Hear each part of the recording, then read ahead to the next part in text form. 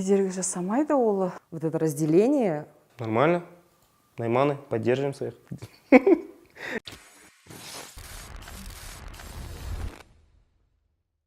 Трайбализм қазақ елінің дамуына кедергі келтіруі де мүмкін, келтіріп жатыр. Ол дұрыс емес нәрсе, бәріміз бір қазақпыз, бәріміз бірге болуымыз керек, сондай бөлінуден сақ болу керек. В какой-то степени я считаю, что это, да, немного мешает в плане того, что где-то в правительстве, допустим, в руководящих органах это все-таки имеет такое значение, когда группируются какие-то там свои общины. Бір сөзбен айтқанда, трайбализм жаман нәрсе. Бірақ найман болғаныма, қазақ болғаныма мақтан тұтамын. Бір сөз айтқанда болды. Найман болыңдар алға. Кедергі жасамайды ол. Ру ата-бабамыздан келген нәрсе ғой. Я думаю, да.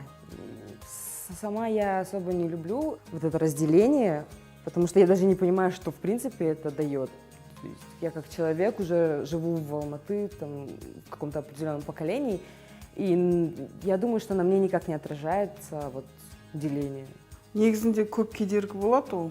Руға бөлініп, біз кіші жүзбіз, біз ұлы жүзбіз, біз жаңағыдай орта жүзбіз деген дұрыс емес. Қазақ бір болу керек, бір-бірін қолдау керек. Үйтіп бөлінсе, ол бізге жақсы емес та ол.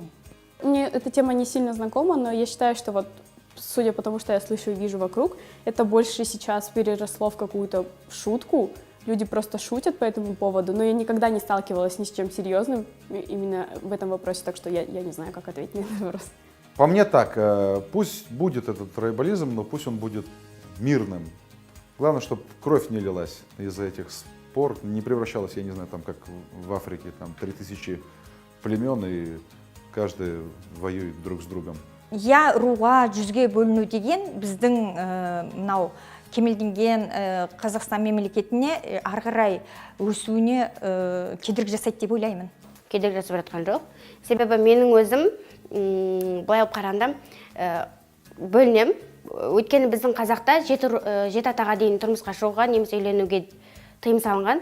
Сондықтан ол бізге кедергі жасамайды. Тек андай стереотип қалыптасқан наймандарға деген сияқты. А былай ол кедергі келтірмейді. Мне кажется, да, потому что единство в единстве силы, и чем меньше мы делим друг друга и внутри страны, тем мы слабее становимся. Қазақстанның дамуына руға бөліну расымен де кедергі жасайды.